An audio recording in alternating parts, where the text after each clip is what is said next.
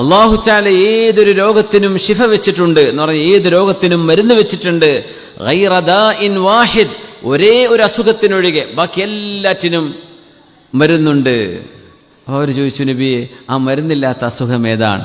ഖാല അൽ ഹറം, അത് വാർദ്ധക്യമാണ്. മനുഷ്യന് ആയുസ് കൂടുമ്പോൾ വയസ്സാവും, അതിന് മരുന്നൊന്നുമില്ല. മനുഷ്യൻ ദുർബലനാവും. പിന്നെ മനുഷ്യൻ്റെ ചുക്കും ചുളിവൊന്നും അറിയാതിരിക്കാൻ കുറേ ഇഞ്ചക്ട് ചെയ്തിട്ടാണ് നടക്കുക.